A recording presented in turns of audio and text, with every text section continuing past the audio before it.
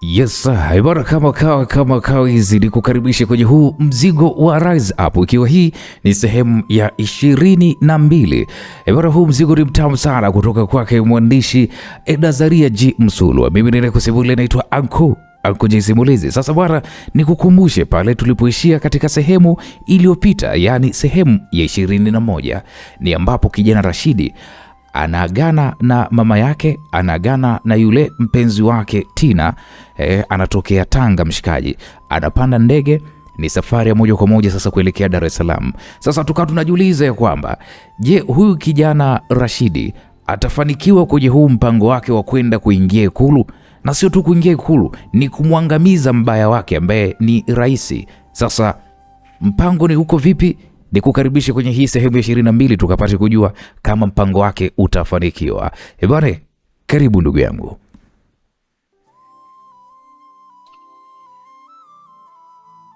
Mara baada ya kuachana na familia yangu, niliweza kuingia ndani ya hii ndege. Tuliondoka uwanjani hapa, na uzuri ni kwamba safari ilikuwa ni njema tu kutokea Tanga mpaka Dar es Salaam. Tulifika jijini Dar es Salaam, ilikuwa ni majira ya saa 3 hivi za usiku. Nikatoka nje ya uwanja wa ndege, nikaingia katika gari alilokuwa amekuja nalo rafiki yangu Shabani. Nikamuuliza Shabani, "Oya, vipi zile bunduki umekuja nazo?"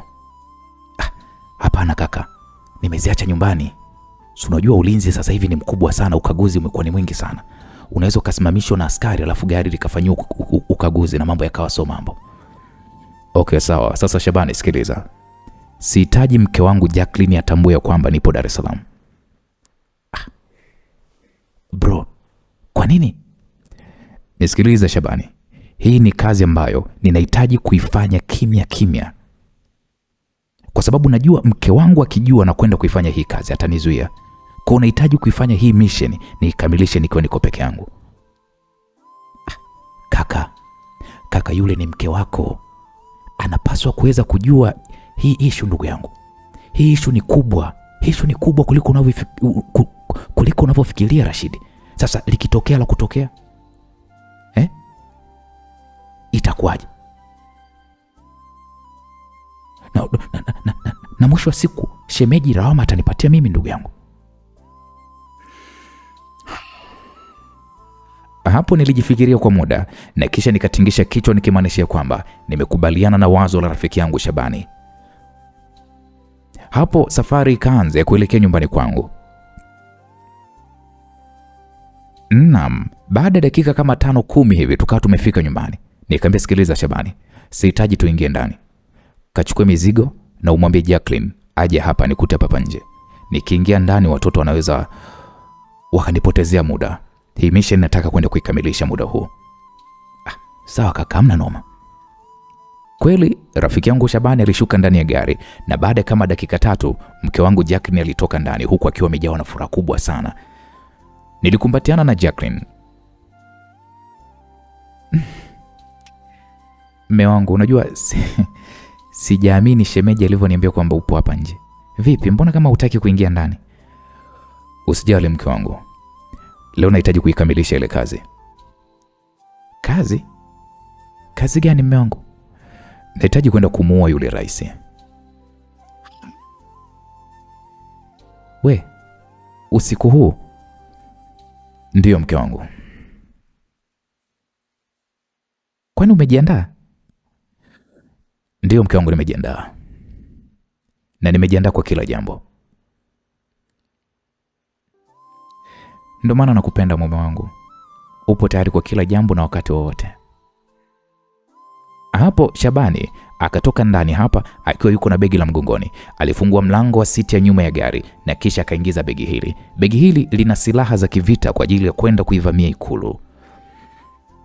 "Nisikilize mke wangu. Mission ninayokwenda kuifanya ni ya hatari sana. Na kuomba ukae tayari na watoto kwa lolote litakaloweza kujitokeza.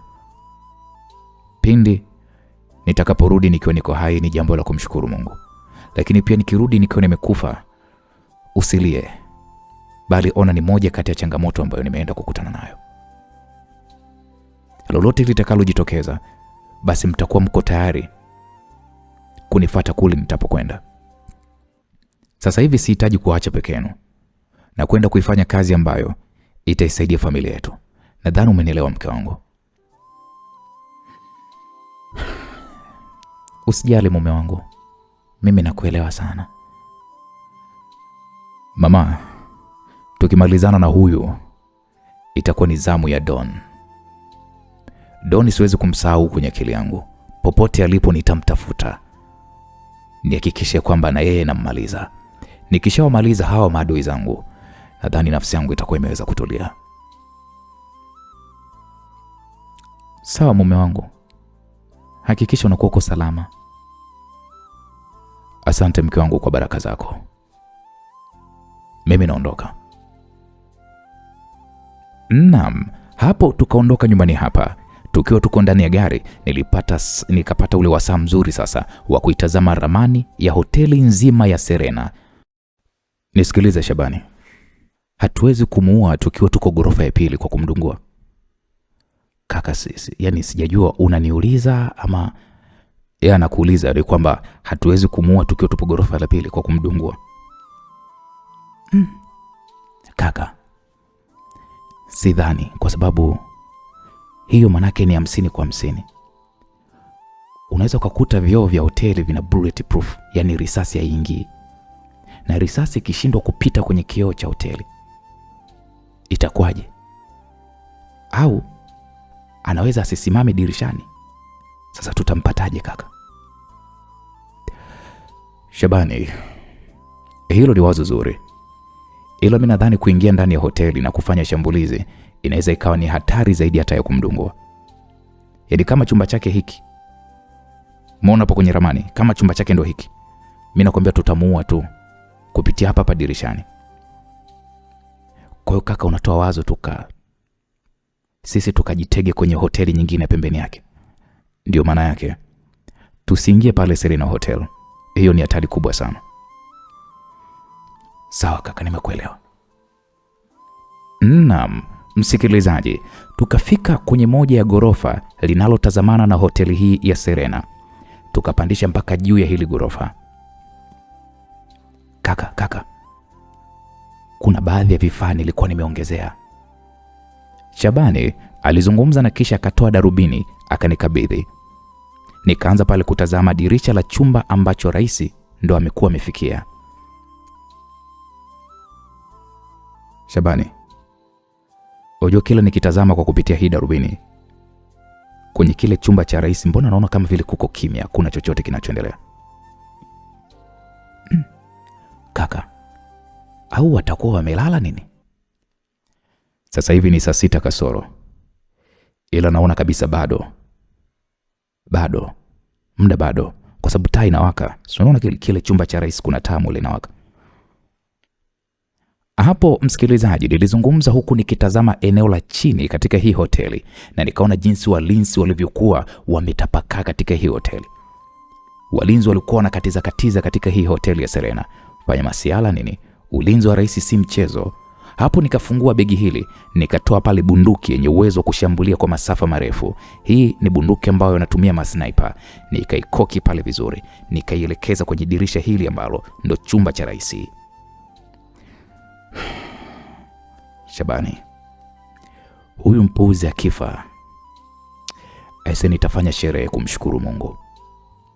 Hapo nilizungumza huku tukiendelea kusubiri kama atakatiza kwenye hili dirisha, basi nifanye shambulizi moja ambalo litakuwa ni la haraka sana. Tukatega pale risasi moja, ikakaa vizuri kabisa. Huwezi amini msikilizaji, tulisubiri karibia nusu saa nzima mpaka tukajikuta mimi na Shabani sasa tunakata tamaa. Baadaye sana Shabani ndo akanishtua, kaka, cheki kule. Shabani alizungumza huku akinipatia hii darubini. Nikatazama kwenye eneo la dirisha, nikaona kuna mtu alikuwa anashuka kwa kutumia kamba ngumu akitokea juu kabisa ya dirisha. Nikamwambia Shabani, hebu shika kwanza hii darubini. Hapo nikanyanyua hii bunduki yangu ambayo ilikuwa ina lenzi yenye uwezo wa kumvuta mtu kwa ukaribu zaidi. Nikamvuta yule mtu, nikamvuta kwa ukaribu sana. Nikaja kugundua yule mtu alikuwa ni mwanamke.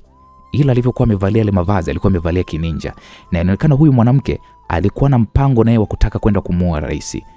Hapo hapo akili ndio ikanijia, huyu mwanamke atakuwa ni Leticia. Yaani nilizungumza tu kimoyomoyo, huyu ninja wa kike huyu anayeshuka kwa kutumia kamba kwenye hii hoteli ya Serena, huyu atakuwa ni Leticia, kwa sababu Leticia ndiye ambaye aliniambia kwamba ana mpango naye wa kuweza kumuua rais, na Leticia alikuwa anataka kufanya hivyo ili kunisaidia mimi. Nikasema tu kimoyomoyo, hakuna mtu mwingine mwenye mpango wa kumuua rais zaidi ya Leticia. Hapo sasa nikajikuta nimejawa na furaha, nikaelekeza hii bunduki chini, nikaona pale walinzi walikuwa wanaendelea kuwa kubize pale na mambo yao, hakikisha kwamba ulinzi unakuwa uko salama kabisa. Sasa Shabani akaniuliza, kaka, huyu ninja ndo yule demo wa Kibrazil? Nikasema ndio bro.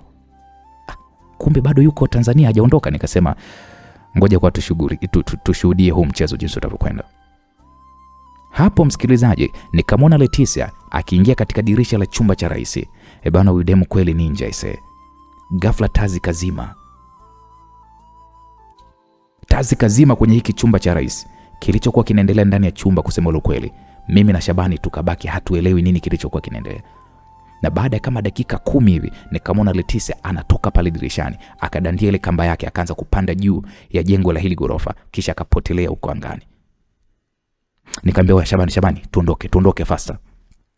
Hapo nilizungumza, nikaifunga hii bunduki, tukaondoka mimi na Shabani, tukaingia ndani ya gari na taratibu tukaondoka ile eneo. Aise kaka, kwa yule mwanangu ile demo atakuwa kamuua? Hata sijui ndugu yangu. Basi ngoja kwa tusikilizie. Ni kweli labda tusikilizie, kwa sababu hii show imepigwa na mtu mmoja tu. Hapo nilizungumza huku nikimtazama Shabani jinsi alivyokuwa anaendesha hii gari kwa mwendo wa kawaida kabisa. Tukafika nyumbani hapa, nikakutana na Fatuma. Fatuma alikuwa anaelekea katika gari lake. Nikamwambia, vipi, mbona uko juu Fatuma? Rashidi, nimepokea habari kwamba kuna uvamizi umetokea katika hoteli aliyolala Mheshimiwa Rais. Sasa hapo mimi nikajifanya na shangaa, nikasema, kweli? Akasema, ngoja kwanza nikacheki hali yake ikoje, then tutaongea baadaye. Nikamwambia, basi tuongozane Fatuma, au unasemaje? Hapo nilimuuliza Fatuma. Fatuma kwanza akanitazama kwa muda kidogo, na kisha akasema, okay, twende. Nikamwambia, Shabani, mwambie mke wangu nimetoka mara moja, narudi. Poa kaka, hamna noma. Mimi na Fatuma tukaingia katika gari, tukaondoka hili eneo. Nikamuuliza Fatuma. Sasa hapa nikawa namdadisi Fatuma, nikamwambia, taarifa kwani zinasemaje? Wanasema rais amevamiwa, yeye na mke wake ndani ya chumba chao cha kulala, na ulinzi ulikuwepo ni mkali kweli kweli. Ulinzi ulikuwepo wa kutosha, lakini hakuna aliyeingia wala kutoka ndani ya ile hoteli. Kuna shangaa tunaambiwa kwamba rais kavamiwa. Sasa kama ulinzi ulikuwepo wa kutosha, rais amevamiwa vipi? Rashidi, hapo hata mimi mwenyewe najiuliza imekwaje. Okay, sasa huo ndo ushindi kwako Fatuma, unasemaje? Sidhani hii itakuwa ni kubwa sana Rashid, tofauti na vile ambavyo tunafikiria. Hapo simu ya Fatuma ilianza kuita, na kweli akaipokea. Yes, hello mwenyekiti. Muhimbili Okay, sawa, nakuja huko. Fatuma aliendelea kuendesha hili gari kwa mwendo wa kasi mno. Fatuma akaniambia, Rashidi, rais amepelekwa Muhimbili, hivyo inabidi twende huko haraka iwezekanavyo. Fatuma aliniambia huku mwendo wa gari ukizidi kuongezeka. Tulifika katika hospitali ya Muhimbili, tukakuta pale ulinzi ulikuwa ni mkali mno. Moja kwa moja tukaelekea katika eneo ambalo rais alikuwa amepelekwa. Nilimkuta Mama Shamsa, nilimkuta Karo pamoja na watu wengine wakiwa hapo kwenye hii corridor. Karo kwanza alinikumbatia, alinibusu huku akiwa analia kweli kweli. Nikamwambia, mpenzi wangu, vipi tatizo? Kaka ametaka kuuawa. Karo alizungumza huku akilia kwa uchungu sana. Kiukweli nilimuona Mama Shamsa alikuwa anatetemeka kwa uoga huku mikono yake ikiwa ina damu. Nikamwambia, Karo, usijali, hali yake itakuwa iko salama. Nilimpa moyo Karo, lakini Karo aliendelea kulia huku akinitazama. Unajua mpaka Fatuma akanitazama kwa jicho la wivu kweli kweli. Afu wote hao mademu zangu, Fatuma demu wangu, Karo na mwenyewe ni demu wangu ambaye tayari ana mimba yangu. Karo akaniuliza, kweli mume wangu? Nikamwambia ndio. Hapo nikamkalisha Karo kwenye hili eneo alilokuwa wameweka hapa kwa ajili ya kukaa. Nilimtazama Mama Shamsa, naye Mama Shamsa akawa ananitazama kwa macho ya wasiwasi na uoga mwingi mno. Sikutaka hata kuzungumza na Mama Shamsa, nikatafuta sehemu nikasimama huku nikiwatizama walinzi waliopo hili eneo. Sasa Fatuma akanifuata akaniuliza, "We Rashidi, kwa hiyo huyu Karo pia na mwenyewe ni demu wako?" Fatuma alizungumza kwa sauti ya chini sana huku akiwa amesimama mbele yangu. Hata kabla sijamjibu, mlango wa chumba alichokuwa ameingizwa rais ukafunguliwa. Daktari akatoka huku akiwa amevua zile gloves zake. Daktari akatoa pale miwani yake na kuwafanya watu wote sasa wakasimama mbele yake ili kumsikiliza nini ambacho anataka kukizungumza. Daktari pale akaanza kusema, "Jamani,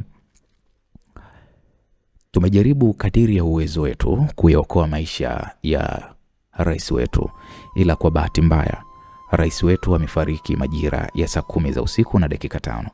Poleni sana tena sana." Kauli ya daktari huyu ikanifanya kwanza hapa nishushe pumzi nyingi sana, alafu moyoni mwangu nikawa nimetawaliwa na furaha kubwa sana.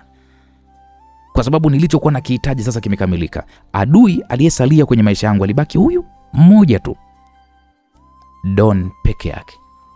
Maana maadui si nilikuwa nao wawili. Alikuwa huyu mheshimiwa rais. Sasa mheshimiwa rais tayari ameshatangulizwa mbele zake. Amebaki Don. Huyu Don ndio natamani hata kumuua mimi mwenyewe, yani asiingilie mtu yoyote. Yani huyu ndio na uchungu naye na hasira naye vibaya mno.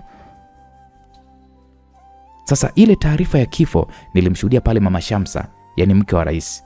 Japokuwa mwanzoni huyu Mama Shamsa alikuwa mke wangu, afu baadaye rais ndo akaja akanipindua akamchukua. Sasa nikamwona Mama Shamsa, machozi alikuwa kimbubujika. Karo uvumilivu ulimshinda kwa sababu rais ni kaka yake. Karo uvumilivu ulimshinda akaanza kuongua pale kilio cha uchungu. Mimi sasa nikawa na kazi ya kuwabembeleza wao. Habari hizi kwa kweli ni habari mbaya kwa kila mtu ambaye alikuwa anampenda sana huyu mzee.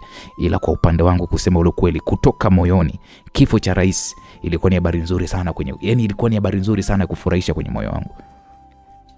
Furaha iliyotawala moyoni mwangu kusema ule ukweli ilikuwa imezidi furaha zangu zote kwenye dunia. Karo akawa analia pale anasema, "Nataka kumuona kaka yangu, hawezi kufa, nataka kumuona kaka." Karo alizungumza huku anatetemeka kuelekea kwenye chumba alichokuwa amelazwa mheshimiwa rais. Sasa sio kulazwa tena, maana sasa ni mwili sasa wa marehemu. Sasa Karo alipokuwa anaenda kwenye chumba alichokuwa amelazwa kaka yake ambaye sasa hivi ni marehemu, hiyo mimi ndio ikawa nafasi yangu ya pekee sasa kujithibitishia kama kweli jamaa amekufa. Kwa sababu hawa watu wanaweza kukuchekecha hawa.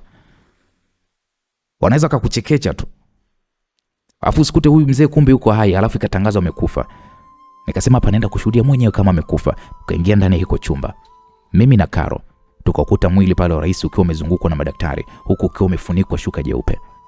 Karo taratibu akafunua shuka akafunua shuka lile taratibu, lilikuwa ni shuka jeupe, akalifunua hivi na kweli nilimshuhudia huyu mzee akiwa amecharangwa uso wake na visu vikali vibaya mno. Aisee Tisi alifanya mauaji ya huyu rais ya kikatili vibaya mno. Yani alimcharanga usoni mpaka Sasa Karo akasema pale akawa ameweka ahadi kwenye mwili wa kaka yake, akasema, "Kaka, huyu alokufanyia hivi kaka lazima alipe. Haki ya Mungu lazima alipe." Karo alikuwa anaongea hivyo huku analia akiutazama mwili wa kaka yake.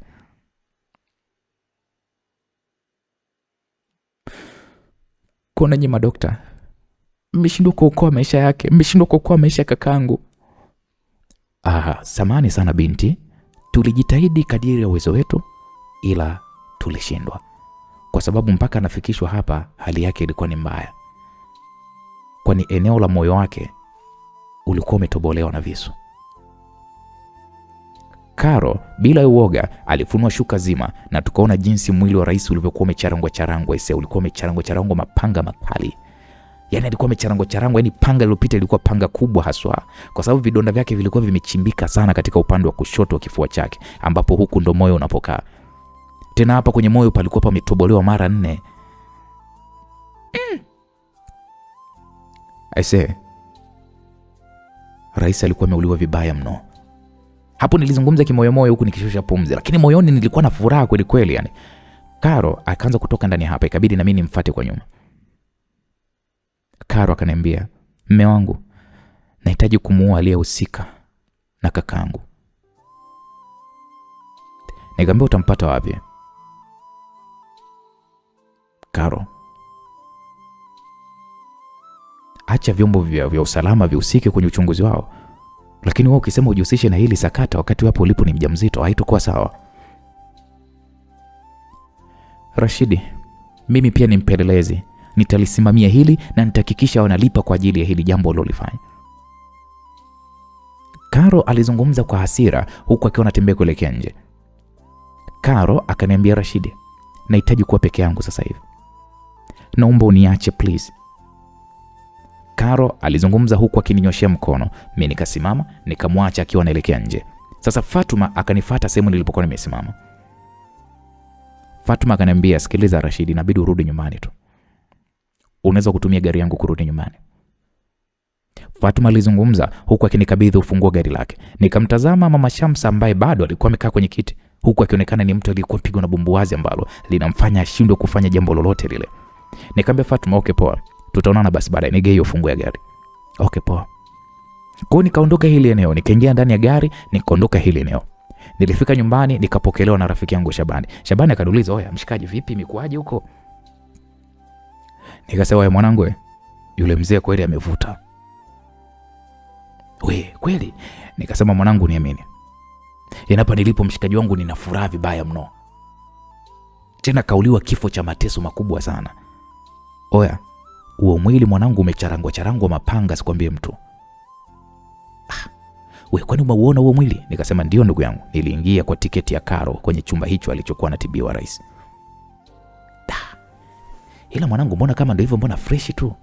Kwa sababu tayari tumeshamwangusha adui mmoja. Hapa amebaki adui huyu mmoja, kazi ikamilike." Nikasema, "Ya, kwa sasa ngoja kwanza nikalale. Maana nimechoka sana ndugu yangu, lakini nina furaha ya ajabu asikwambie mtu." "Poa kaka mwanangu, wewe usiku mwema. Mimi nilikusubiria tu kuhakikisha kwamba unanipatia hali halisi ya huko ilikotokea." Nikamwambia, "Poa ndugu yangu, nashukuru sana." "Usijali mwanangu, mimi niko nyuma yako kwa kila jambo." Nikamwambia, "Poa Shabani, tuko pamoja." Hapo nikaingia chumbani, nilimkuta Jacqueline alikuwa amelala. Nikavua nguo zangu, nikaingia bafuni, nikaoga, kisha nikarudi chumbani na taratibu nikapanda kitandani. "Umerudi mme wangu?" Mke wangu Jacqueline aliniongelesha kwa sauti ya upole mno iliyokuwa imejaa usingizi mwingi sana. Nikamwambia, "Nimerudi salama mke wangu." "Mungu ni mwema. Unajua nilikuwa naomba sana kwa Mwenyezi Mungu aweze kukusaidia urudi salama." Nikamwambia, "Asante sana kwa maombi yako mke wangu. Na ninashukuru pia kwa kazi hii ambayo imetendeka, ni kwamba hatujatenda sisi." "Una maana gani kusema hivyo mme wangu?" "Rais ameuawa na mtu mwingine. Amekatwa mapanga." "We, kweli?" Nikamwambia, "Ndio mke wangu. Yaani ni kama vile ameuliwa na maninja. Yaani jinsi alivyokuwa amekatwa, sasa inatisha, mwili wake utazami mara mbili." "Kwa hiyo nyinyi?" "Sisi tulimshuhudia tu huyo muuaji. Aliingia tunamuona, anatoka tunamuona, na aliingia kupitia dirishani. Sisi tulikuwa tupo ghorofa ya pili. Hatukuona kilichofanyika ndani kwa sababu taa ilizimwa. Lakini ndo mambo jinsi yalivyotokea. Mzee tayari amekong'otwa vya kutosha na ameshaaga dunia."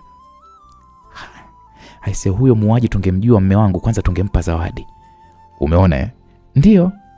"Sikiliza, hapo kwanza mimi na furaha sana mke wangu kusema lo kweli. Sasa ninahisi amani itakuwa imeutawala moyo wangu." "Sio wewe tu peke yako mme wangu, hiyo amani itatutawala sote mme wangu, kwa maana kwamba adui yetu amekufa." Yaani kweli kabisa. Msikilizaji, kutokana na uchovu wa mizunguko ya siku nzima, sikufanya chochote zaidi ya kulala 444. Asubuhi na mapema niliwasha TV iliyopo chumani hapa. Habari nilizokutana nazo ni juu ya mauaji ya kutisha Mheshimiwa Rais ambaye alipanga kurudishwa madarakani kwa kura za wabunge. Hiyo ndo habari ambayo ilitrend kwenye vyombo vya habari. Jacqueline akanifuata akaniambia, "Mume wangu, umemkaje?" Alizungumza kwa akiwa anaingia ndani hapa, akanikabidhi kikombe cha kahawa. Nikamwambia, "Nimemka salama mke wangu." Niambie." "Safi tu mume wangu. Naona habari ni hiyo hiyo tu, rais ameuawa." Nikamwambia, "Ndio mke wangu." Alafu kwanza ni jambo jema, alafu ni jambo zuri sana kwa kweli. Kwa sisi tuliokuwa tuko maadui zake, ni jambo la faraja sana kwetu. "Mume wangu, kwa msiba wa huyu mzee watahudhuria watu wengi sana. Watakuja viongozi wengi kutoka mataifa mbalimbali. Lakini mmoja wapo atakuwa ni Doni. Doni lazima aje.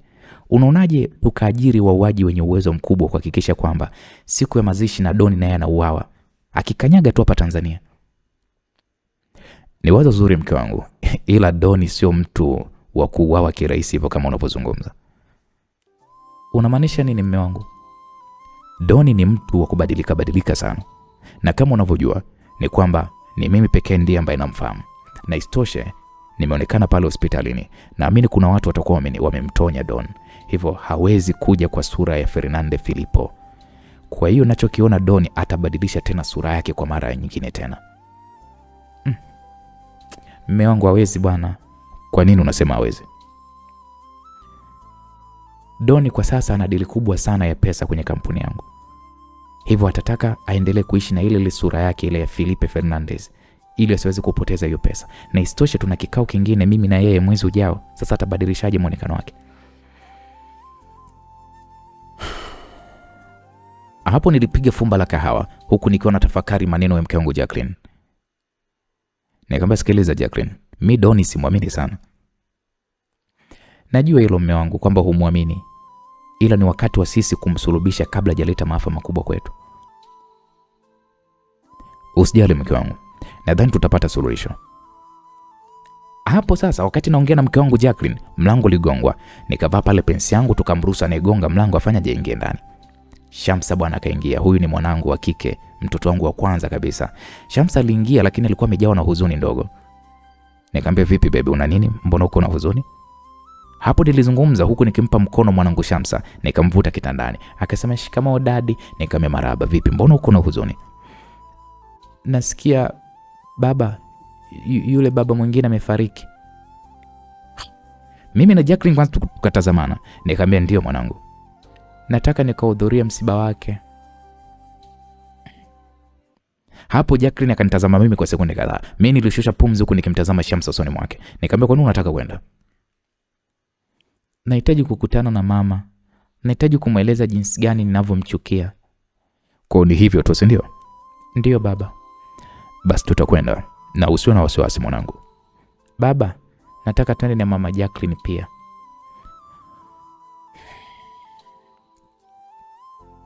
Mwanangu, usijali.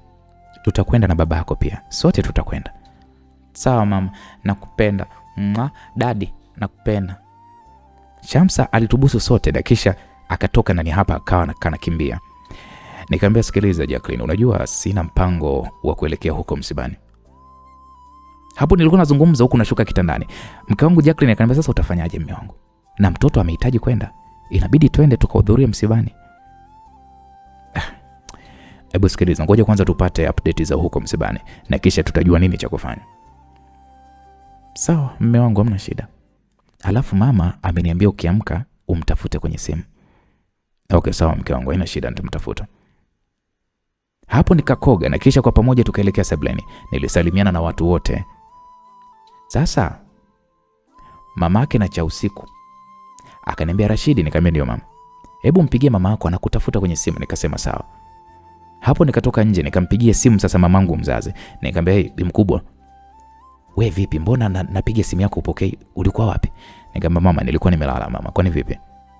Wewe mtoto, mimi unanipa wasiwasi mwenzako. Vipi? Naona uko habari mitandaoni. Nikamwambia, ndio mama, tutazungumza. Sio vyema tukazungumzia kwenye simu.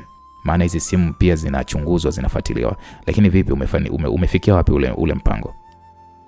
Mwanangu, unajua tulifika leo alfajiri na saa 6 hivi nitaelekea kwa mwenyeji wetu kwa ajili ya kukamilisha ile kazi. Okay, sawa mama. Ila mwanangu, wewe kweli uko salama kweli wewe? Mama, mimi nipo salama kabisa na wala hata usijali. Sawa. Mimi nadhani leo hii narudi. Okay, poa mama. Sasa nani anakuendesha kutoka Tanga kuja Dar? Kuna dereva Tina amenitafutia. Okay, sawa mama, hamna shida. Basi baadaye. Okay, poa mama. Hapo nikakata simu.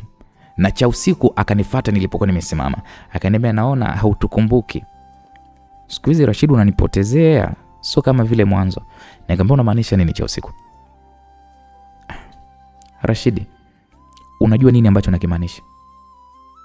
Umenifanya ninaishi kwa mateso humu ndani, yani kana kwamba sijui nipo kuzimu. Yani ingekuwa sio mama yangu, basi ningekuwa nimeshaondoka muda mrefu sana Rashid. Hebu usiseme hivyo mpenzi wangu, sawa? Haki ya Mungu vile Rashid, nakwambia ukweli, nina wivu. Huyu mzungu wako sijui Jacqueline, wewe naona kabisa ananichefua tu mumu ndani. Nakuvumilia tu basi. Kwani amekukosea nini? Alafu nisikilize cha usiku. Usisahau ya kwamba huyo unayemzungumzia wewe mzungu sijui nini, huyo ndo mke wangu wa ndoa. Tofauti na nyinyi wanawake wengine wote. Huyu mimi ndo nimefunga naye ndoa. Kwa nyinyi hapa nyinyi wengine ni kama michepuko tu. Naomba heshima iwepo kwa mwanamke wangu. Okay. Tuachane na hayo. Rashid, mimi nina hamu sana leo. Utanisaidiaje? Una hamu ya nini? Rashid, wewe sio mtoto bwana, unaelewa, nina hamu leo, ninahitaji. Sasa mshikaji wangu, wewe uone mke wangu jinsi anavyonibana mpaka penati rafiki yangu. Naona. Ila wewe mwanaume wewe bwana. Kwani ukimwaga sasa hivi kwamba unatoka, unahisi kwamba atakufuatilia huyo mwanamke wako? Okay. Basi sawa. Ngoja nifanye utaratibu alafu tutaona nini cha kufanya. Rashid, usiniangushe kwa maana kwamba natamani sana. Yaani sijui hata nikwambiaje. Yaani hapa nilipo, yaani hata kukubaka natamani. Haya, mama nimekuelewa. Haina shida. Hapo bidada huyu cha usiku akaondoka. Hapo sasa alipokuwa anaondoka alikuwa ananifanya makusudi. Ananitingishia hivi wao lake lile anatikisa hivi. Rafiki yangu Shabani akashuka kutoka ndani ya gari. Tukasalimiana pale. Nikamwambia Shabani, vipi ulikuwa umetoka kwani? Haya kaka, unajua nilielekea kwenye zile ofisi za mabasi zile. Kuna mambo nilikuwa na kwenda kuyakagua kule. Nikamwambia alafu inabidi leo twende na shemeji yako kule tukapaone. Kaka, hakuna tatizo, muda wote tunakwenda. Alafu nimepata fununu bwana. Nimepata fununu kwa baadhi ya wanausalama. Wanadai kwamba muuaji ni mwanamke. Yaani mwanamke tulimwona, kwani umesahau? Ndio. Hilo naambiwa kwamba mwanamke huyo tayari wameshamgundua. Wamemgunduaje ni? Yaani wamemjuaje? Sijajua kaka. Ila wanavyodai kwamba mke wa rais anamjua. Sasa kama ni yule demu wa Kibrazil, itabidi umtafute na umhatarishe mapema. Rashid, naona kama unanivuruga na hizo taarifa. Hebu ngoja kwanza tuone, ngoja tusikurupukie mambo. Kwanza msiba ni lini? Sijajua ratiba ya msiba ni lini kaka. Naam, baada ya kifungua kinywa, mimi, mke wangu pamoja na rafiki yangu Shabani tukaelekea zilipo ofisi zetu za mabasi. Kusema ule kweli, Shabani alikuwa amefanya kazi kubwa sana, tena kwa umakini wa hali ya juu, kwani hizi ofisi zilikuwa zimetengenezwa vizuri mno na eneo hili lilikuwa lina uwezo hata wa kuingiza mabasi 30 kwa wakati mmoja. Jacqueline akamsifia Shabani, akamwambia shemeji, pazuri sana, hongera. Nashukuru shemeji, unajua ndo maandalizi haya bwana ya mabasi yetu. Hongereni sana. Unajua jambo zuri ni kuhakikisha kwamba mnafanya kitu kizuri chenye ushindani kwenye soko hilo lenu. Ni kweli kabisa shemeji.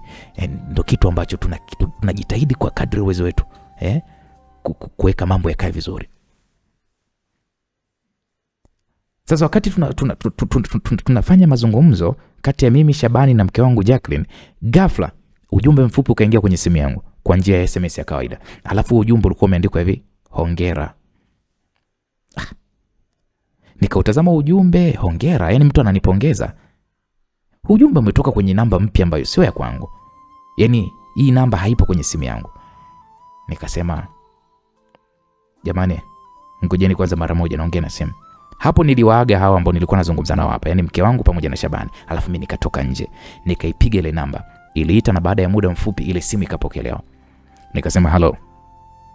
Hapo nilizungumza ila mtu upande wa pili wa simu akakaa tu kimya. Nikasema hello. Ghafla nikasikia, hongera sana kijana.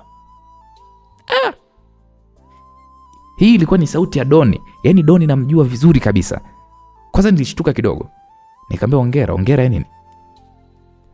Unajua wewe ndo umehusika na haya mauaji. Kwa hiyo kijana, hakuna chochote ambacho unaweza kunidanganya. Na ndio maana nakupa hongera. Hongera sana kijana. Nikamwambia sikiliza wewe mzee. Wewe mzee naona unazeeka vibaya wewe. Sijui unanielewa? Sijahusika na tukio lolote na sijajua nini kinachoendelea. Vita yangu mimi na wewe mzee bado ipo pale pale. Kama ulishindwa kuniua Madagascar na ukaishia kuninginiza kama nyama buchani, basi nikwambie kitu kimoja mzee. Tukikutana safari hii, sitokupa nafasi kama nilokupatia ile siku pale chooni. Nadhani umenielewa wewe mzee. Kijana, unahisi ya kwamba ni rahisi kama unavyoongea? Sio maana yake unaweza kunikamata mimi kwa urahisi?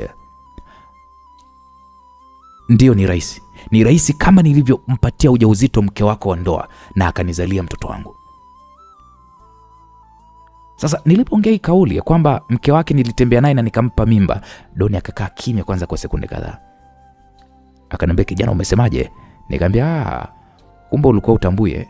Sikiliza wewe mzee, yule mwanamke wako ule ujauzito ni wa kwangu. Sijui unaelewa au kwa lugha nyingine, yeye ndo mdhamini wangu. Na mimi ndo nilompatia ile mimba. Ile mimba sio ya kwako wewe mzee. Sawa sawa kijana. Sasa nikuambie tu kitu kimoja bwana mdogo. Nilipanga hii vita ifanyike kiustaarabu. Sasa naona umenichokoza. Na nitahakikisha ninakuwinda, ninakuwa. Na safari hii sitomwacha hata damu yako mmoja ikiendelea kukaa kwenye hii dunia. Nitahakikisha kila damu yako inateketea kwenye huu ulimwengu. Wewe mzee unajipa matumaini ambayo kwa kweli hayapo kwenye hii dunia. Ete matumaini hayapo? Ndio, hakuna matumaini kama hayo. Sasa subiri kijana, utapata matokeo. Utajua kama mimi ndio Diaz Fernandez Maculan. Doni alizungumza kwa hasira sana, alafu akakata ile simu. Kwa sababu nilishusha pumzi, kwa sababu hili jina la Diaz sijawahi kulisikia wala kulifahamu kwa maisha yangu yote. Nimezoea tu kumuita Don au nimezoea kumuita Fernandez Felipe. Sasa hizi anajitambulisha kwa jina la Diaz.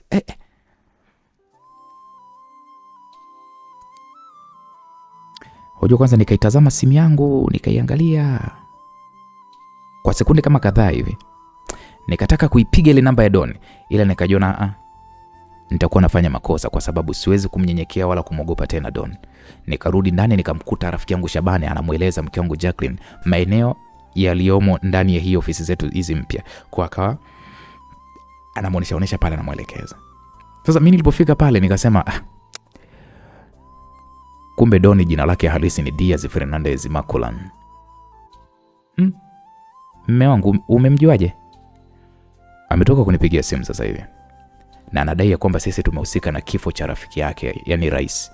Na amesema atatukomesha na tutamjua jina lake halisi ya kwamba yeye ni nani.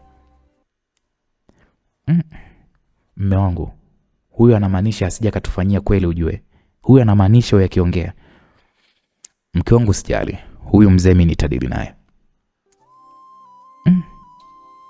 Sawa mume wangu.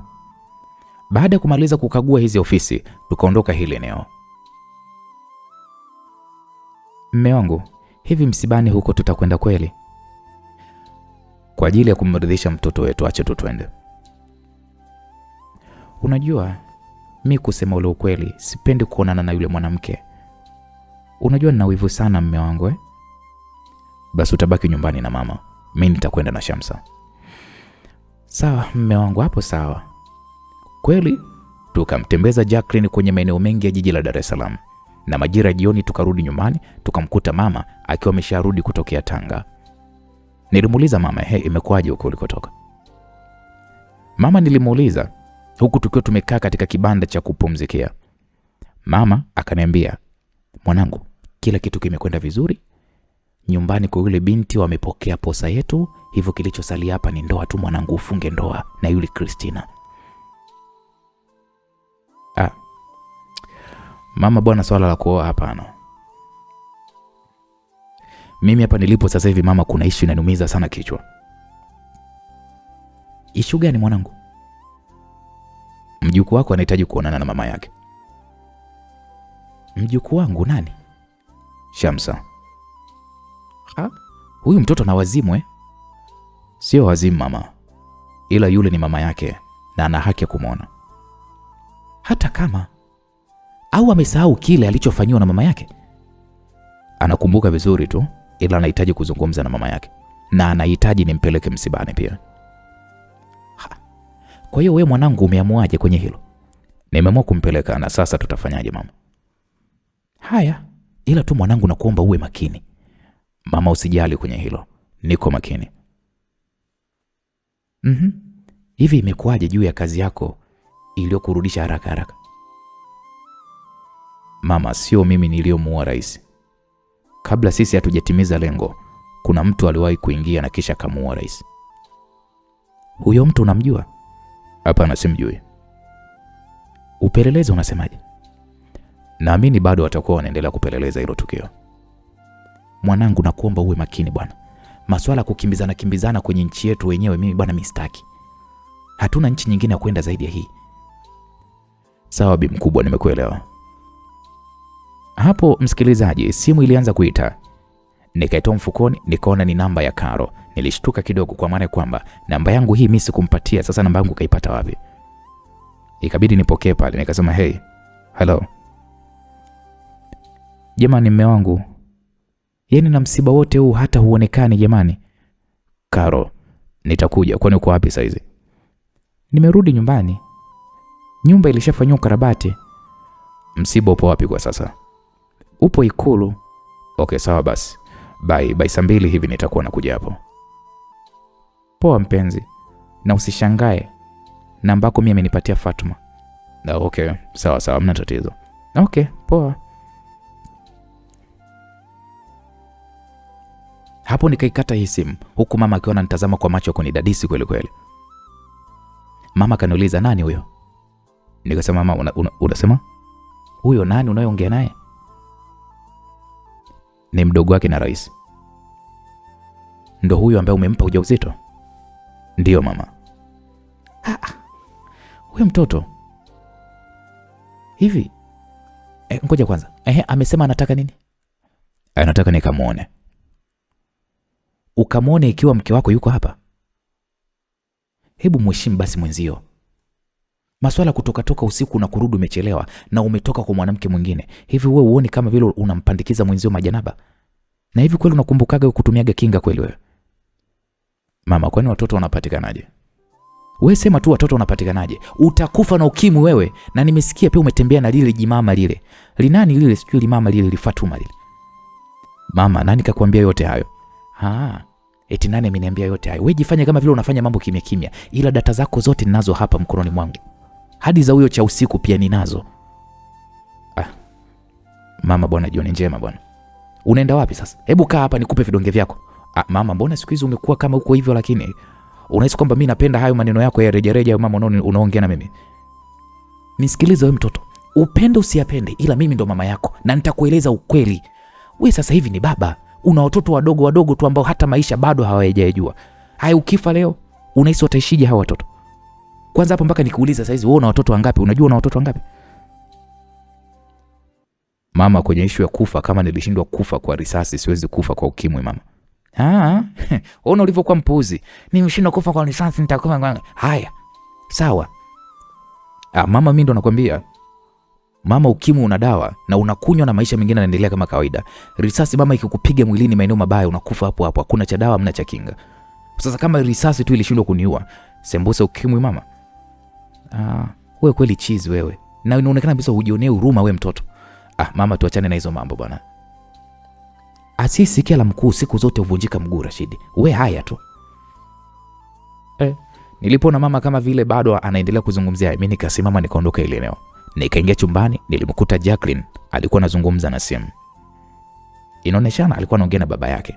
Nilipoingia akakata ile simu, nikamwambia vipi? Nimezungumza na baba hapa na nimemueleza swala la Fernandez Felipe ya kwamba ndiye Don, na ameniambia kwamba atalishughulikia. Atatafuta wauaji maalum na watamuua. Hivi una uhakika wanaweza kulishughulikia hilo jambo? 100%.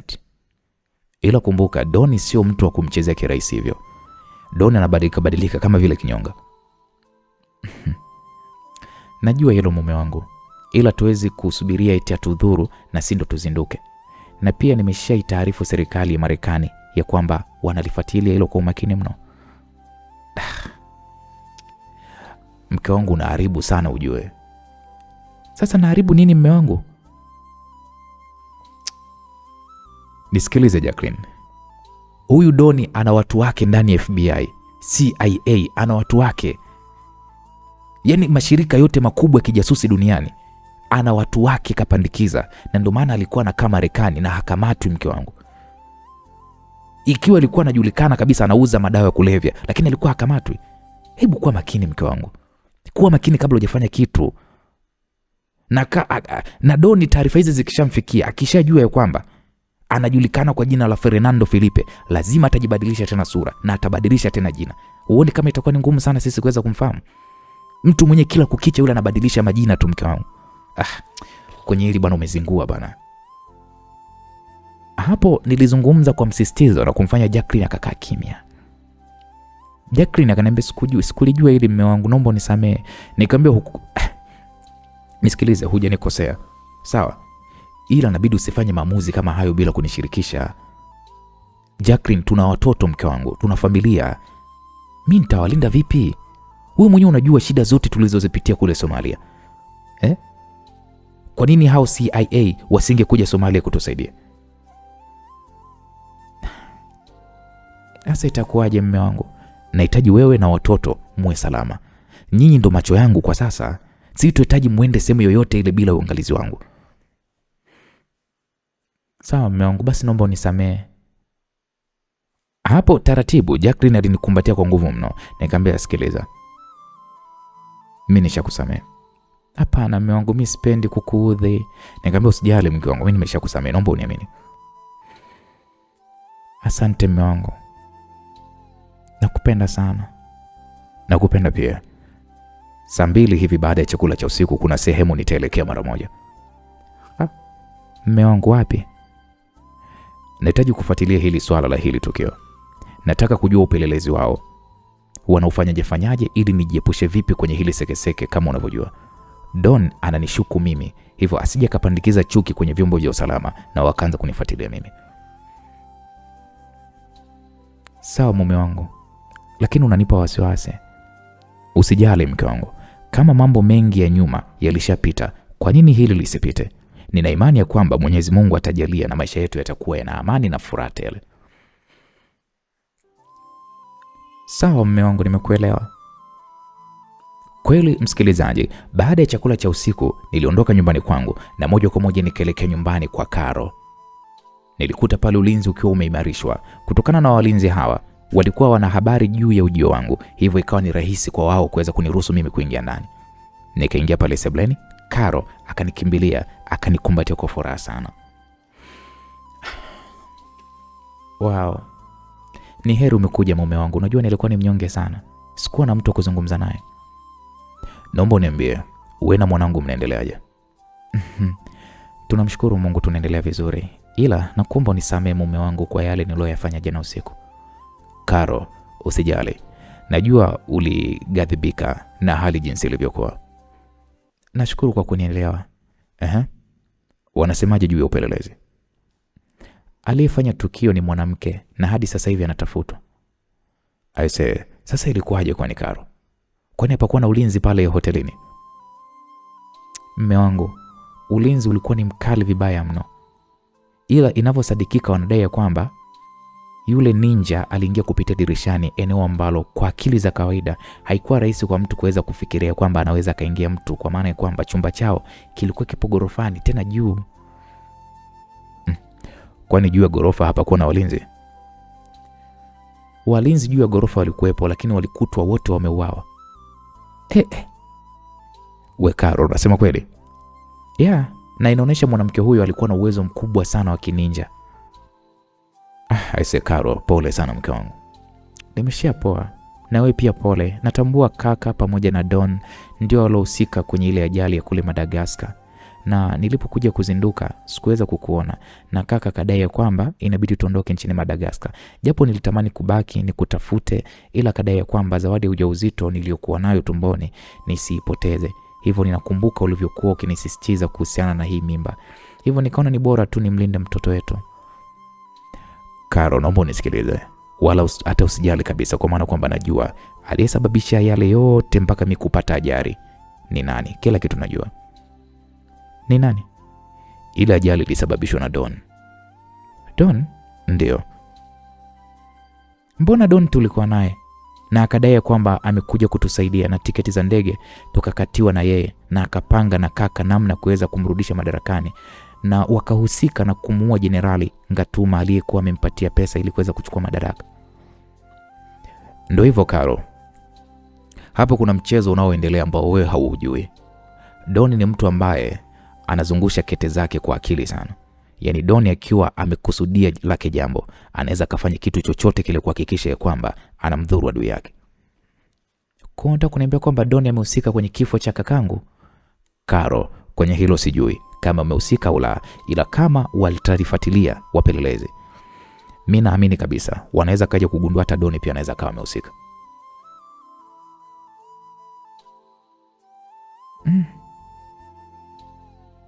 Don ashindwe hata wewe kukua. Amini ninachokuambia mwanamke wangu. Hivi mume wangu, unatambua kwamba Don yuko hapa Tanzania? Yuko wapi? Hapa Dar. Ila sijui ni wapi, kwa maana kwamba aliniambia kwamba amefika kwa ajili ya msiba wa kaka. Kwa hiyo unanishaurije mke wangu kwenye hilo?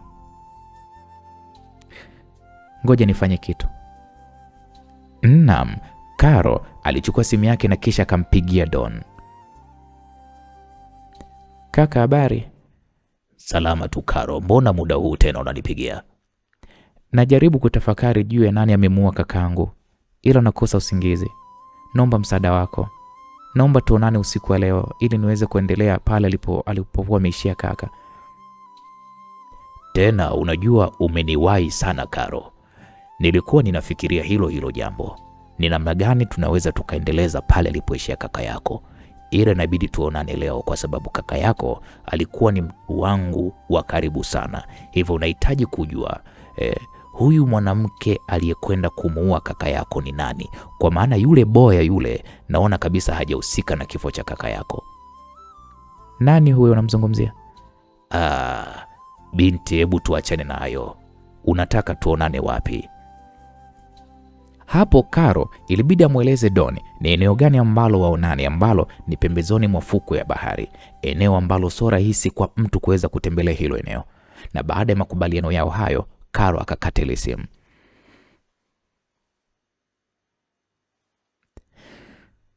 Nahitaji leo hii umuondoe duniani Don.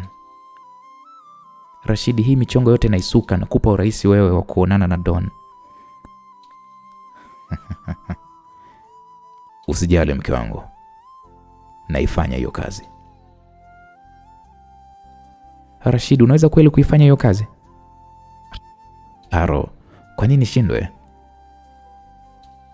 Hebu njoo. Hapo tukaingia kwenye moja ya chumba kilichopo humu ndani. Karo akafungua mlango wa siri kwa kutumia picha kubwa iliyopo kutani hapa. Mlango huu ulikuwa una ngazi za kuelekea chini ya ardhi. Hiki ni chumba changu cha 3 cha siri ambacho sio rahisi kwa mtu kuweza kukijua. Hii nyumba yako umeitengeneza kitaalamu sana eh? Ya, tena sana. Karo aliwasha taa na nikaona makabati ya chumba yenye bunduki za kila aina. Rashidi, kuna hizo hapo suti. Hizo suti ukivaa zingi risasi. Unazungumzia hizi, si ndio? Ndio. Hiyo suti ni bulletproof. Nilizipata nchini Ujerumani. Kuna t-shirt zake pia ambazo nazo pia haziingizi risasi. Hivyo inabidi uvae suti kwenye hili tukio ambalo unakwenda kulifanya.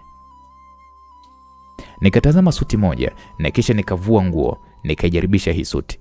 Bane, ni suti moja ambayo ilikuwa imenipendeza vibaya mno mwilini mwangu.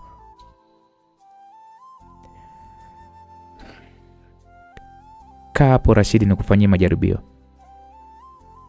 Karo alizungumza huku akichukua moja ya bastola akaikoki. Nikamwambia sikiliza. Ngoja kwanza.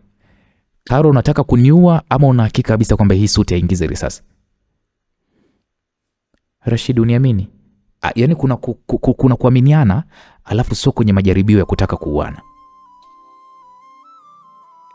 Karo, naomba unisikilize vizuri. Basi niivue hii suti niweke pembeni alafu ijaribishe.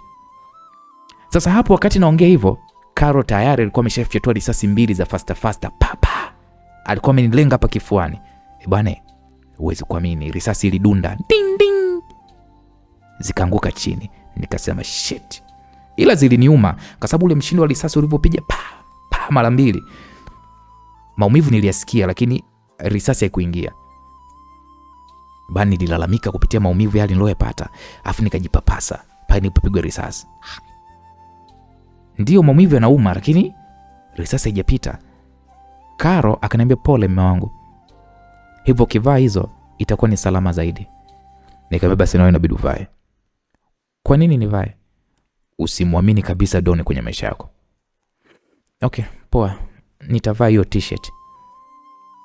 Hapo nikachagua bunduki moja yenye uwezo wa hali ya juu, nikabeba pale bastola kama 4 hivi pamoja na magazini karibia kama 16, kwa sababu muda wa Don na Karo kuonana ni saa 6 usiku katika hiyo beach ambayo wamepanga wakutane. Na baada ya maandalizi haya tukatoka ndani hapa, huku Karo naye akiwa na bastola 2. Nikamwambia Karo, mimi inabidi niwahi kufika eneo la tukio mapema hata kabla yenu. Okay, sawa mume wangu, lakini nakuomba uwe makini. Kwenye umakini wala hata usijali, wekea 100%. Nikampiga pale buso la nguvu mpenzi wangu Karo, na kisha nikaondoka nyumbani kwake.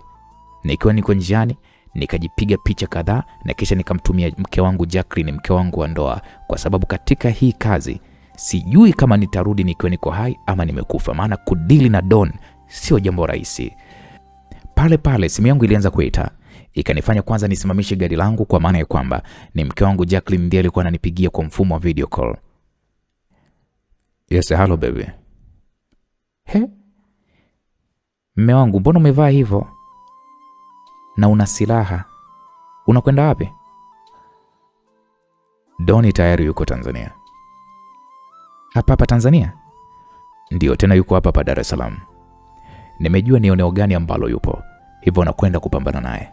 Mwambie rafiki yangu Shabani ya kwamba nyinyi nyote muondoke hapo nyumbani na muelekee nyumbani kwa Shabani kwa zamani hadi nitakapoweza kumaliza hii mission. Mume wangu, hebu ngoja kwanza.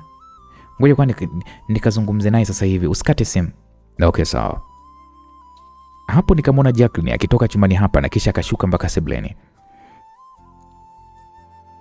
Shemeji, kuna simu yako. Nilimsikia mke wangu Jacqueline akimwambia hivyo Shabani. Wakatoka nje na kusimama eneo moja.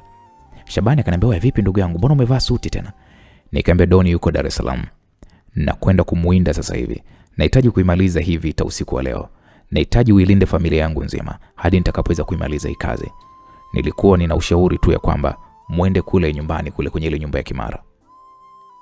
Kaka, usijali kaka. Yaani hapa sijui nisemaje, hii nyumba ina handaki kubwa sana la kujificha ambalo limeandaliwa vizuri kabisa. Hivyo chochote kitakachotokea, basi mimi nitakuwa makini sana kuwalinda familia. Nashukuru sana ndugu yangu kwa hilo. Mume wangu, nakuomba sana uwe makini. Tambua na kutegemea mimi pamoja na watoto na mama pia tunakutegemea. Usijali mke wangu, Mungu atakuwa pamoja na mimi. Amen mume wangu. Okay, sawa. Ninawahi hiyo sehemu, hivyo nitawapigia simu. Okay. Kaka, kuwa makini bwana, na Mwenyezi Mungu akutangulie kunakokwenda. Amina. Hapo nikakata simu na kisha nikaendelea na hii safari. Nilifika eneo la karibu kabisa na beach waliokuwa wamekubaliana kati ya Karo na Doni waweze kukutana. Nikalisimamisha gari langu eneo ambalo sio rahisi kwa mtu kuweza kuliona. Nilishuka ndani ya gari, nikakimbilia eneo ambalo ninaweza kuyaona makutano ya Don pamoja na Karo. Hazikupita hata dakika 10, nikaona gari 2 zikifika eneo hili la beach. Walishuka watu kama 8 wakiwa wametawanyika na wakawa wamejificha, kitu kilichonifanya kwanza nishtuke kidogo. Nikatoa mlio katika simu yangu, nikaeka simu yangu iwe silent, nikamtumia message Karo na nikamuuliza kama amewaagiza watu kutangulia hili eneo. Karo akaniambia hapana, hajamtuma mtu yoyote. Nikamwambia Karo kuwa makini, kuna watu wameagizwa hapa wamefika. Okay, sawa baby. Hapo nikaiweka simu yangu mfukoni na baada ya masaa kama 6, yani saa 6 juu ya alama, nikaliona gari la Karo likisimama kwenye hizi fukwe. Walishuka walinzi wake 4 na kisha naye akashuka. Na baada ya muda kidogo nikaona gari 2 zikisimama mbele kidogo ya gari la Karo. Walishuka walinzi wengine 8 na kisha Doni naye akashuka ndani ya hili gari, huku akiwa katika sura yake hii, sura bandia hii. Wakapeana pale mikono na Karo na kisha wakaanza kuzungumza, huku walinzi wakiwa wamegawanyika kuhakikisha ya kwamba ulinzi unakuwepo wa kutosha kabisa. Wakati mazungumzo yao yanaendelea, ghafla bwana nikamwona Don kachomoa bastola yake akamnyoshia Karo usoni. Hapo ikapelekea sasa walinzi wa Karo na wao pia na wenyewe wakaanza kunyoshiana mitutu. Yani walinzi wa Karo wakanyosha bunduki zao kwa walinzi wa Don, na walinzi wa Don wakanyosha mitutu yao kwa walinzi wa Karo. Mimi kwanza hapo nikaishika bunduki yangu vizuri, nikavuta pumzi nyingi sana. Karo akamkabidhi Don simu yake. Don akaminyaminya ile simu na kisha akaipiga. Nikaona simu yangu inaita, nikaitoa kidogo mfukoni, nikaona alikuwa ananipigia mimi kupitia simu ya Karo. Nilitamani kuipokea ile nikakausha. Simu iliita mpaka ikakata. Don akapiga tena, ile sikuhitaji kuipokea kwa sababu vitendo vyote vinavyoendelea na waona. Ghafla bana nikashuhudia Don akimtandika Karo risasi ya kifua. Pale pale Karo akaenda chini. Maskini ya Mungu. Na mkumbuke Karo ana mimba yangu. Kwa mshikaji kamuua mwanamke wangu akiwa na mimba, yani kaniulia na mtoto ndani ya tumbo la Karo. Mshikaji anazidi kuongeza uhasama na mimi aisee. Walinzi wake pale wakafanya mashambulizi ya ghafla, ila walishetu kushambuliwa kwa risasi. Walianguka chini mmoja baada ya mwingine, walinzi wote wa Karo chali. Wale walinzi wa Don waliokuwa wamejificha maeneo waliokuwa wamejificha ambapo mimi niliwaona kwa sababu mimi nilitangulia kabla yao, na wao pia wakajitokeza pale, wakaungana na Don, wakaingia katika magari yao waliokuwa wamekuja nayo, wakaanza kuyageuza kwa kasi sana kwa ajili ya kuondoka ile eneo. Mimi nikakimbilia mpaka eneo alilokuwa amelala Karo, nikaanza pale kumuita baby.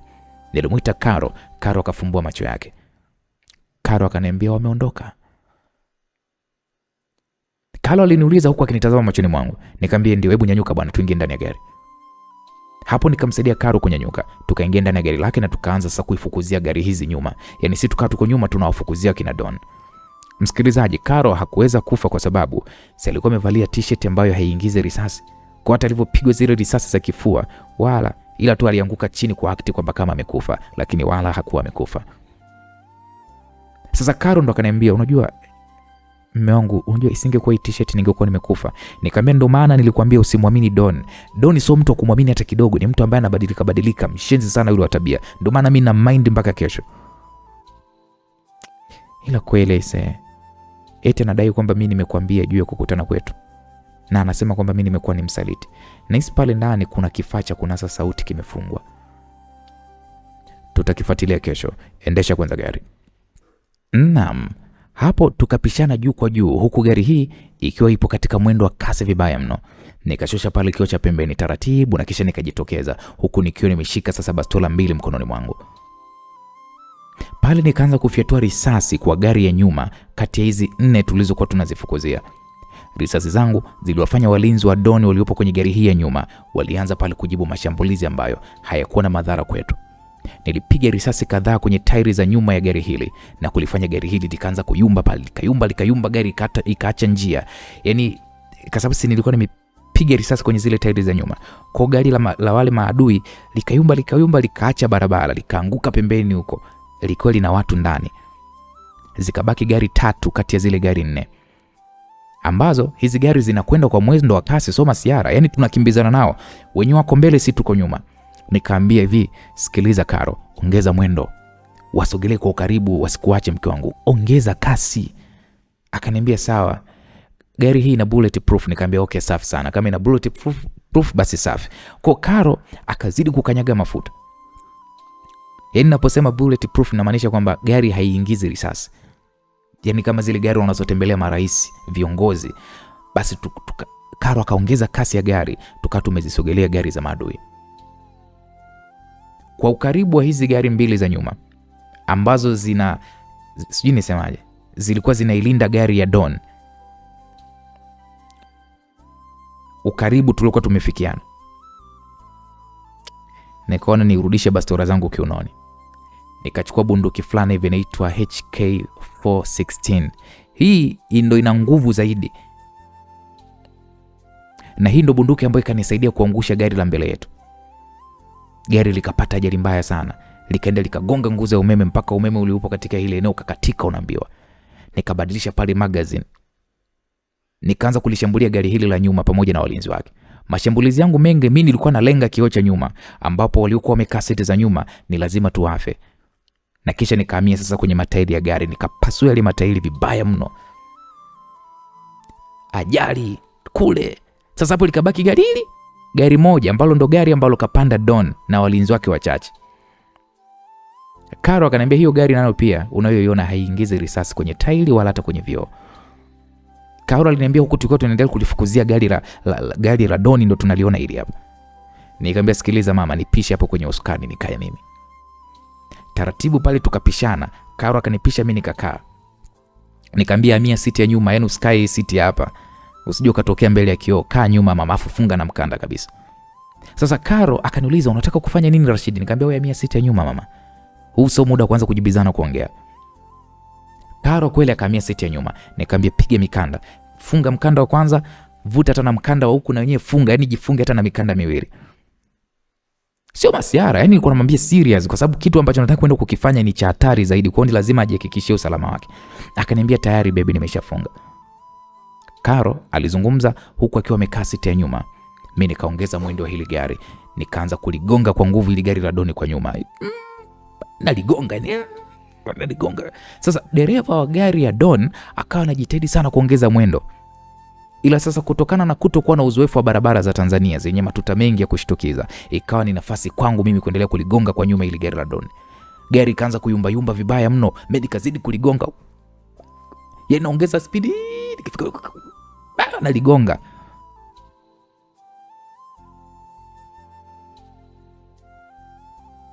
Nilipoona sasa nimeligonga nikaona okay sawa. Nikaliama lile gari kwa pembeni kidogo, afu nikaongeza mwendo. Sasa nikawa kama niko nalo sambamba hivi, yani wote tuko sambamba. Kwa nikawa naligonga hivi kiubavuni. Nalibamiza hivi ubavuni kwa nyuma. Sasa yule dereva wa Doni akashindwa kulihimili lile gari. Akajikuta ameenda kuparamia kule, sijui zilikuwa nondo, sijui ni nini, kulikuwa kama kuna ujenzi unajengwa pembezoni mwa barabara. Mwisho wa siku wakaenda wakatumbukia mtaloni.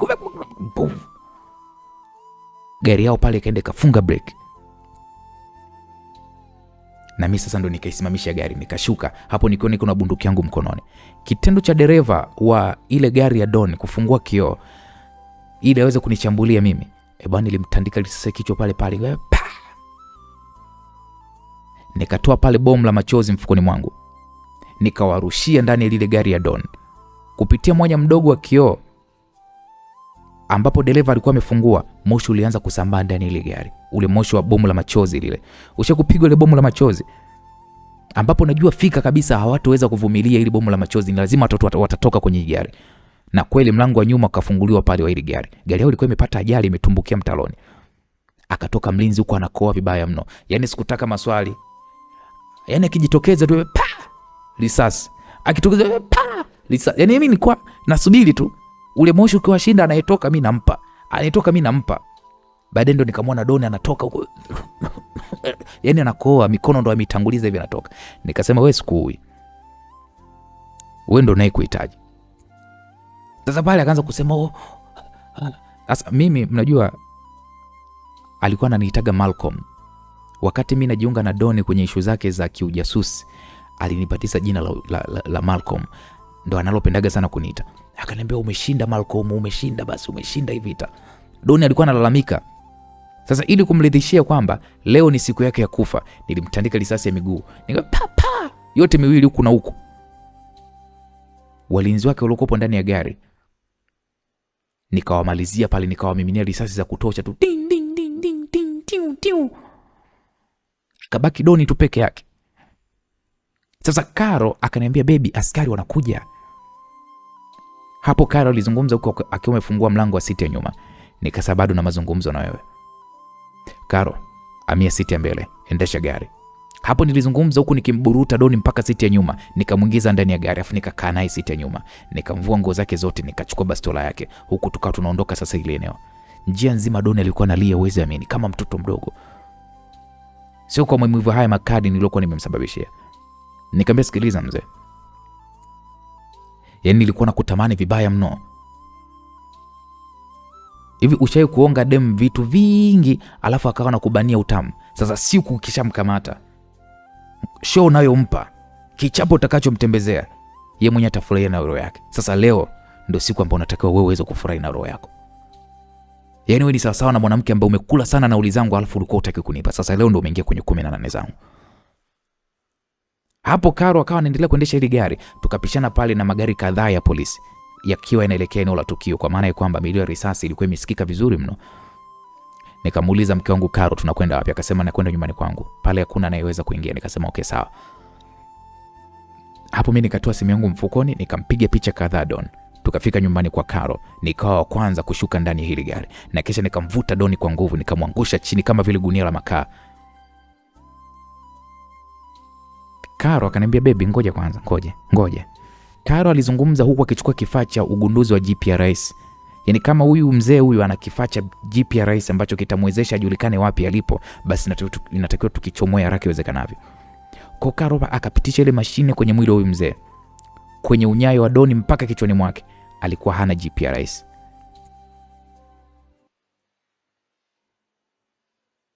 Nikasema huyu GPRS itakuwa alikuwa nazo kwenye zile nguo.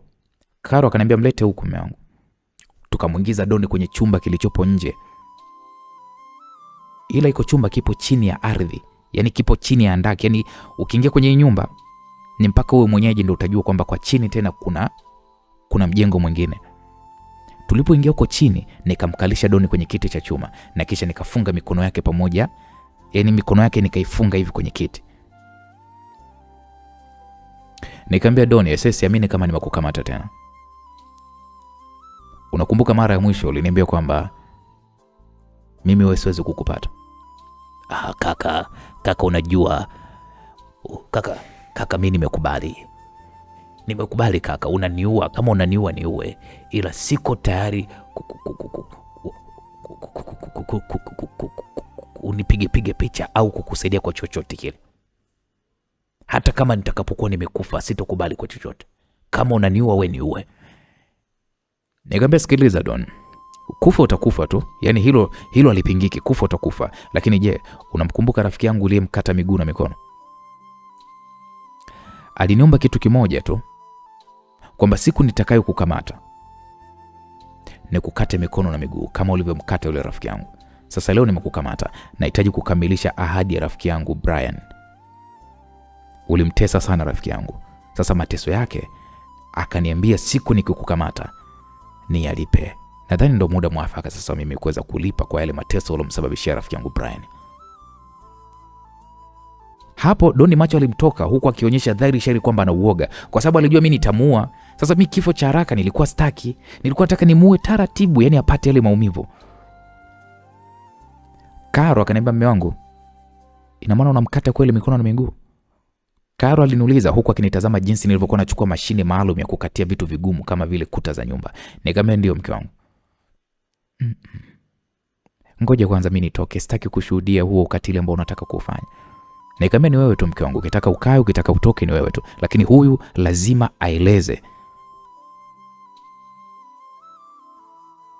Nikamwambia, hivi Don, wewe umeua watu wangapi Don? Umeua watu wengi sana Don. Na mpaka ikafika stage wewe mwenyewe ukajibadilisha muonekano wako, ukajibadilisha sura yako, ukahisi kwamba sitokujua Don, si ndio?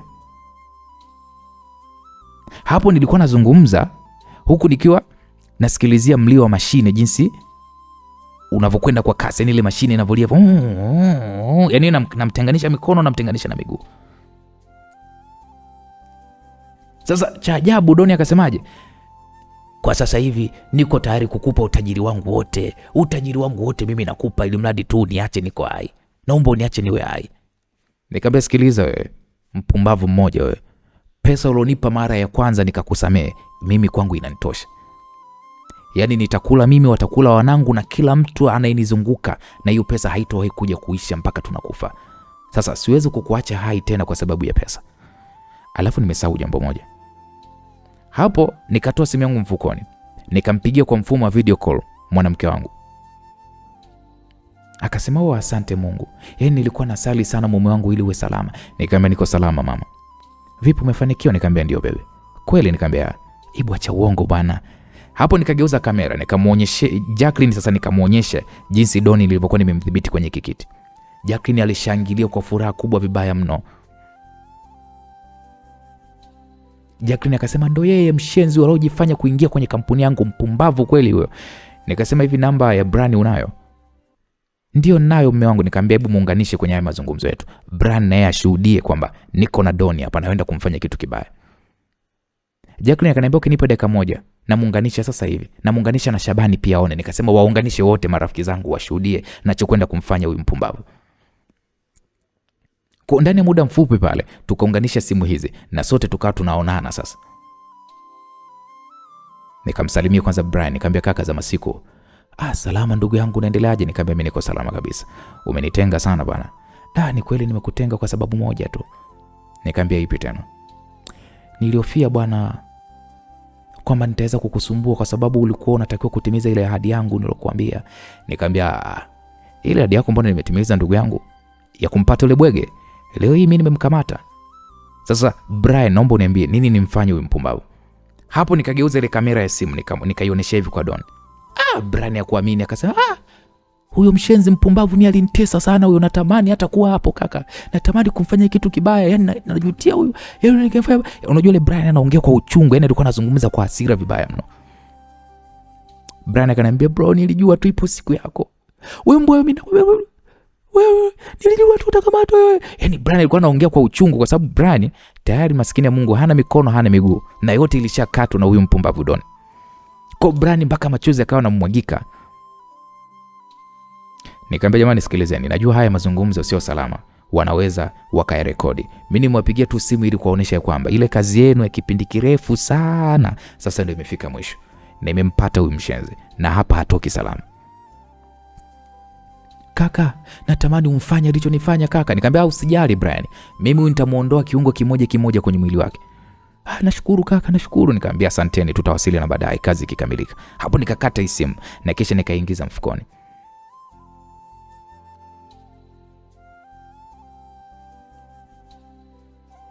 Sasa Don akaniambiaje? Huyu malaya wako anajua kwamba wewe una mke? Nikamwambia ndio anajua. Anajua kwamba nina mke wa ndoa na familia. Alafu kwanza sio malaya. Sikiliza bwana Rashidi. Wewe mimi hata ukiniua hutokwenda kuwa kile kitu ambacho nimekipandikiza kwa mke wako. Hapo sikumuelewa, nikakaa kwanza kimya kidogo. Kwanza nikaizima hii mashine ya kumkatia viungo vya kwenye mwili. Nikamwambia wewe kitu gani umekipandikiza kwa mke wangu? Kijana, ni uwe tu kwa sababu huna haja ya kukijua kitu nilichokipandikiza kwa mke wako.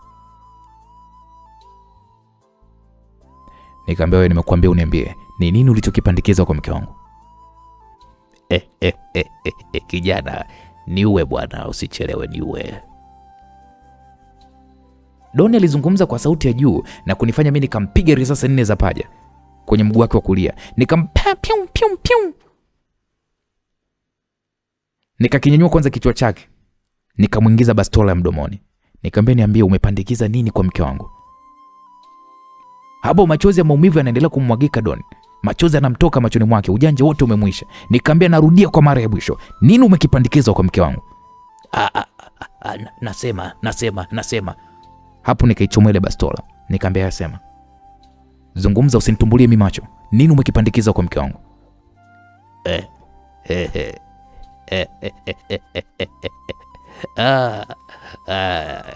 Kijana. Sasa hapo Doni aliendelea kucheka kwa kejeli. Akanifanya sasa mimi niendelee. Endo nikamchukia zaidi, nikachukua hii mashine ya kumkatia viungo, nikaiwacha pale. Sasa hapo bila hata huruma, nikaanza kuipitisha juu ya paja lake lile la mguu wa kushoto. Taratibu nikaanza kukata lile paja lake. Yaani huku damu zinatoka. Hivi ushawahi kushuhudia ile movie ya mazombi ile ya kukatana na machenso? Ndio nilichokuwa namfanya Doni kwenye paja lake la mguu wa kushoto. Nikaanza kulikata pale. Nikatenganisha ule mguu wake na kiwiliwili. Doni alilia, alipiga kelele huyu mzee mpaka alizima. Yani alilia mpaka Charlie akazimia. I say sijui ni kwa nini roho ya kishetani na roho ya ukatili ilikuwa imenivaa mwilini. Yaani ilikuwa imenivaa mwilini mwangu, na hata hili nililokuwa ninalifanya nilikuwa sijuti kabisa kumfanyia Doni. Karo bana akaingia ndani baada ya kusikia zile kelele. Alipoingia ndani akashangaa nakuta mguu wa Doni lile paja lipo kule, yani kama paja la mbuzi limetenganishwa. Huu mguu wake wa kulia wote umetoboka kwa matundu ya risasi. Karo alipoingia alishangaa. Damu zimechuruzika kwenye kichumba, damu zimetapakaa. Karo akasema, Mungu wangu. Mume wangu umemkata kweli? Nikamwambia kanje. Toka nje Karo. Endapo nilizungumza kwa sauti iliyokuwa imejaa mikwaruzo mingi mno itokanayo na hasira iliyokuwa inaendelea kunitafuna. Kwa sababu nilikuwa nawaza, huyu mzee kapandikiza nini kwa mke wangu? Karo akanitazama kwa muda kisha akatoka hapa ndani bila hata kuniongelesha chochote. Nikafungua moja ya kabati la dawa, nikasoma pale moja ya dawa hizi. Nikaona kuna dawa ambayo inamzindua mtu aliyezimia. Nikaichukua kile kichupa, nikakitikisa kwanza, kisha nikakifungua. Moshi uliotoka ndani hapo, yani nilipofungua ule moshi uliotoka kwenye hiki kichupa ulimfanya Doni yeye mwenye kuzinduka. Doni kazinduka hivi, akawa na utazama mguu wake. Alivyoona mguu wake akapiga yowe, akawa analia. Nikamwambia, tulia, huu mguu wako mzee, tulia. Afu naweza nikakukata na mguu wa pili. Naomba uniambie ni kitu gani ulichokipandikiza ndani ya mke wangu. Hapo nilizidi kukoroma, nikamfanya Doni anatetemeka mwili mzima, kwa sababu akifanya masiara mimi namkata mguu wa pili bila hata kutumia ganzi, na mateso haya yatamua taratibu, kitu ambacho nina imani kabisa hatopenda kukiona kinatokea tena kwenye maisha yake. Ni heri mtu akupige risasi moja tu ya kichwa afu nakufa hapo hapo haraka kuliko hivi ambavyo nilivyokuwa namfanyia Doni. Yaani namkata vipande mdogo mdogo mpaka anaisha mdogo mdogo. Akizimia na mzindua, anaamka naendelea na kazi. Nikamwambia, naomba uniambie nini ulichokipandikiza kwa mke wangu. Nikamwambia, nini? Hebu ongea wewe mzee, ongea, nini ulichokipandikiza kwa mke wangu.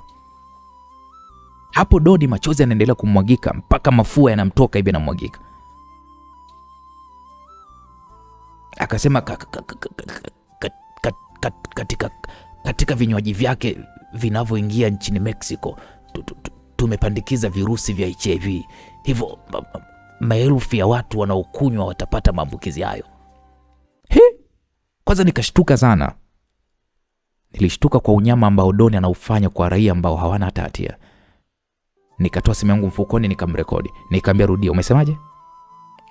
Tumepandikiza virusi vya ukimwi kwenye vinywaji vya mke wako. Hivyo wanaokunywa watapata maambukizi ya virusi hivyo. Vina nguvu kubwa sana ambavyo vitakwenda kuua maelfu ya watu ndani ya mwaka mmoja ujao. Nikamwambia, wewe kwa nini unaua watu wengine wasiokuwa na hatia? Kwa nini unawaua watu wako wewe mwenyewe? Unahisi hiyo kesi nitaipata mimi? Ataipata mke wako, na unajua nini kitakachokwenda kumpata? Ni kupewa hukumu ya kifo, tena cha kunyongwa, na mali zake zote zitabinafsishwa. Hapo sasa Doni akaanza kuzungumza kwa dharau na kejeli. Nilishusha pumzi nyingi sana huku nikimtazama usoni mwake. Nikahifadhi hii simu na kisha nikachomoa pale bastola yangu, nikamwangalia usoni mwake. Nikamwambia, sikiliza mzee, una dakika moja tu ya kutubu dhambi zako kabla hujaenda kukutana na Mungu. Mimi sina haja ya kutubu, kama unaniua niue tu. Ila kumbuka kwamba mimi ndo niliyekufanya wewe uonekane kuwa mtu. Mimi ndiye nilikutoa wewe gerezani na kukufanya ukawa mpambanaji. Mimi ndiye nilikufanya wewe ukawa mtu kati ya watu. Usilisahau hilo bwana Malcolm. Nikamwambia, na wewe ndio ulionifanya mimi nikawa gaidi kati ya magaidi. Hapo hapo nikampiga risasi ya bega ya kulia. Piu! Jamaa kazidi kulia kwa maumivu, nikamtandika risasi ya mkono wake wa kushoto. Jamaa alizidi kupata maumivu. Nikamwambia, sikiliza, kanisalimie rafiki yako kwa kuzimu. Ngoja kwanza. Doni alikuwa anazungumza, akanifanya mimi nimwache sasa. Nikawa namwangalia sasa, anataka kusema nini? Doni pale akaanza kuzungumza, kwa maisha yangu yote nimekuwa ni mtu wa kutafuta pesa nyingi sana, na ndio maana namiliki pesa nyingi. Nilikuwa na uwezo wa kukuua wewe na familia yako. Nilikuwa na uwezo wa kukumaliza muda wowote vile, kama vile kidole kinavyoweza kumgandamiza sisimizi kwenye ukuta. Unajua ni kwa nini nilikuacha huko hai kijana? Nikamwambia, kwa sababu gani uliniacha nikiwa hai? Kwa sababu wewe ni mwanangu kijana. Kwa sababu nikatabasamu, kwa maana anachokizungumza Doni ni upuuzi mtupu. Nisikilize, kama huniamini, chukua damu yangu na ya kwako, kisha nenda ukapime DNA. Ukikuta ni kweli, basi utanielewa. Nikamwambia, wewe mzee, unanipotezea muda wangu bwana. Hapo nilizungumza kisha nikamnyoshia bastola ya kichwa. Akaniambia, kaka, uniamini kama mimi baba yako mzazi, basi kamuulize Aisha. Nikasema Aisha ndo nani kwani? Doni akanitazama usoni mwangu kwa sekunde kadhaa. Akasema kwamba ina maana hujui jina la mama yako? Nikamwambia mamangu mimi? Ndiyo, we haujui jina la mama yako? Nikamwambia mzee, mimi mamangu haitwi Aisha bwana. Mama yako anaitwa Aisha Ngombali. Baba na mama yake walikuwa ni walimu wa shule inayoitwa Mbwande. Kwao mama yako alizaliwa peke yake.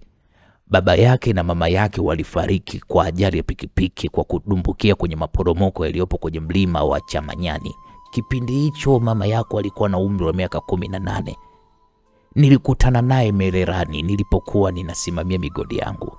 Kipindi hicho mimi nilikuwa ni mwembamba, sikuwa mnene kama hivi, na mimi ndo nilimtoa bikira mama yako. Na katika mechi yetu ya kwanza mama yako alishika ujauzito, na kutokana na migogoro iliyotokea pale migodini dhidi yake na mke wangu wa kwanza, alitoroka na mimba yangu. Nilikaa Mererani kwa mwaka mzima nikiamini ya kwamba atarudi, ila hakurudi, na ndipo nilipoamua kuondoka na kurudi nchini Marekani. Nikajibadilisha sura na kuwa na ile sura ya awali ulionikuta nayo. Nilifanya biashara ya madawa ya kulevya ili niwe na pesa nyingi sana, ila niliendelea kumtafuta mama yako bila mafanikio. Nikaamua kumsamehe. Sijui ni kwa nini mama yako hanikumbuki siku nilipokutana naye kule Marekani.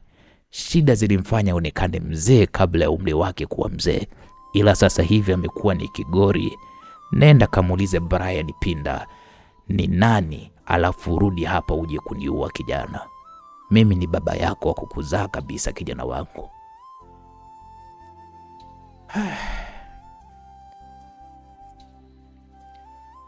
Kwanza nilihisi kama nguvu zinanishia. Kusema ule ukweli, mpaka leo hii simfahamu babangu mzazi. Ukweli kabisa, yani kiukweli simfahamu babangu. Na kila nilivyokuwa nikimuuliza mama yangu, alinitajia jina la Pinda. Na hata nilipomuuliza historia ya maisha ya kwao, mama hakuweza kunieleza kwa kina.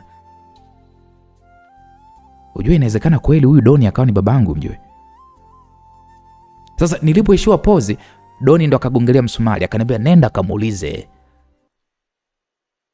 Umefanana sana na mama yako na ndombana ni ngumu sana kumpata baba yako. Maneno ya Doni alizidi kuninyongonyesha. Kwanza nikaichomeka bastola yangu kiunoni. Nilitamani kumpigia simu mama ila nilijikuta nashindwa. Damu zinazoendelea kummwagika Doni zilikuwa zinaweza zikampeleka kifo chake muda wote na saa yote kuanza hivi sasa, kwa sababu eneo hili lote limetapakaa damu yake. Nikampigia simu Karo aje hili eneo haraka iwezekanavyo. Nikamwambia Karo, mpigie simu daktari ambaye unamjua. Nilizungumza hapo lakini nilikuwa na babaika. Sasa Karo akaniuliza daktari wa nini? Nikamwambia mpigie simu daktari yoyote yule ambaye unamjua aje kumhudumia Doni haraka iwezekanavyo. Karo akaniambia wewe nini? Huyu unahisi anaweza kapona? Nikamwambia wewe, nimekwambiaje mfuate daktari? Doni akaniambia usijihangaishe mwanangu, usijihangaishe, mimi ni wakufa tu. Sasa Karo akashtuka, mwanao? Yani Karo mwenyewe alishangaa, yani kwamba Doni ananiita mimi mtoto wake. Doni pale akaendelea kusema kwamba mimi siwezi kupona, nitakufa na siwezi kuishi kilema, kwa hiyo usihangaike kunishughulikia mwanangu. Kabla kumuuliza mama yako, chukua damu yangu hii inayomwagika, kapime DNA. Ukipata uhakika utakwenda kumuuliza mama yako vizuri. Baby, mbona sielewi nini kinaendelea? Karo, nitafutie chupa. Nilipozungumza hivyo, Karo akafungua kabati moja, akatoa pale kichupa kisichokuwa na kitu. Nikaingiza matone ya damu ya huyu mzee yanayotoka kwenye mguu wa Don, ambao mguu wake nilikuwa nimeukata na mashine ya kukatia vitu vigumu.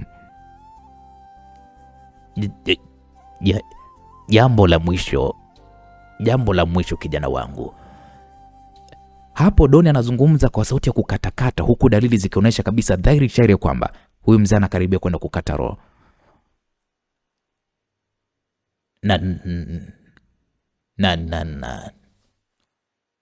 Nenda Morogoro kwenye ile nyumba yangu, katika chumba changu nilichokuwa ninalala.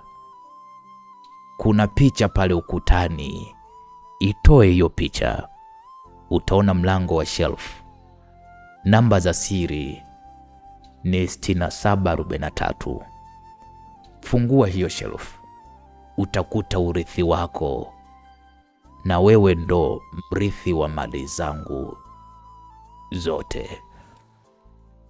Doni aliposema hivyo akainamisha kichwa chini hivi. Nikamsogelea kwa haraka sana, nikaweka vidole kifuani mwa Don. Mapigo yake ya moyo yalikuwa yamesimama, jambo ambalo likanifanya nizidi kuchanganyikiwa. Hey, Rashid, usichanganyikiwe. Tulia kwanza, tupime kwanza hii damu na kisha mambo mengine yatafuata. Huwezi kumwamini mtu kwa maneno yake tu. Nikasema eti ndio, na isitoshe watu kama Don wana triki nyingi sana za kudanganya mtu. Hivyo hebu please usichanganyikiwe mume wangu. Nikasema ila kweli Don sio kumwamini. Mume wangu anaweza kukushawishi hapa na kisha akapotea. Na akikukamata wewe wakati mwingine atakuua. Hapo kidogo ndo nikapata ujasiri wa hali ya juu. Nikachomoa bastola kiunoni, nikampiga Doni risasi karibia kama 6 hivi kifuani mwake. Afu 2 nikammalizia kichwani ili akate roho kabisa.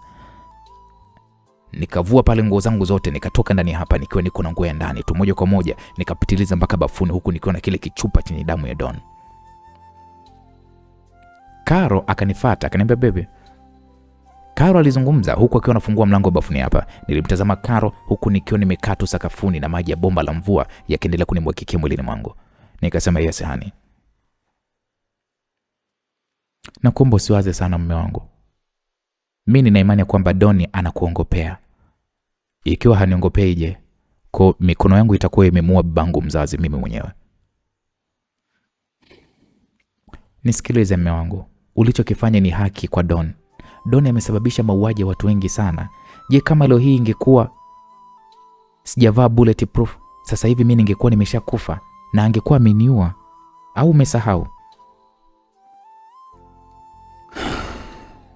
Hapo nilimtazama Karo machoni mwake kwa sekunde kadhaa na kisha nilitazama hiki kichupa chenye damu ya Don. Karo, nahitaji unitafutie dokta atakayeweza kupima DNA yangu na ya Don. Na kisha nahitaji kupata majibu ya hili swali usiku huu. Rashid, vipimo vya DNA huchukua muda kidogo, kama siku 5 siku 3. Yaani sio vipimo tu kama vya HIV au malaria, yaani kwamba hapo na hapo. No. Hivyo inabidi tusubirie. Nahitaji twende sasa hivi. Hapo nikaoga haraka na kisha nikavaa nguo zangu nilizokuwa nimekuja nazo hapa nyumbani kwa Karo, na kisha tukaelekea hospitali ya Muhimbili. Huku muda ikionyesha kwamba ilikuwa ni majira ya saa 11 alfajiri hiyo. Tukaelekea mpaka kwa daktari ambaye Karo anamfahamu.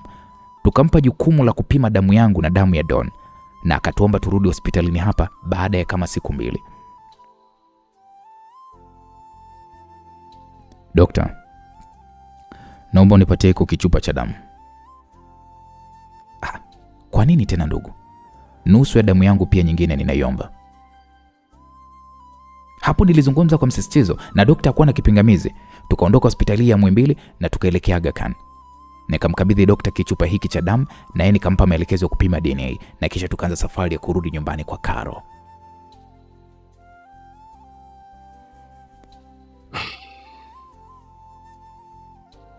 Msikilizaji, unahisi majibu ya DNA yatakuja yanasemaje?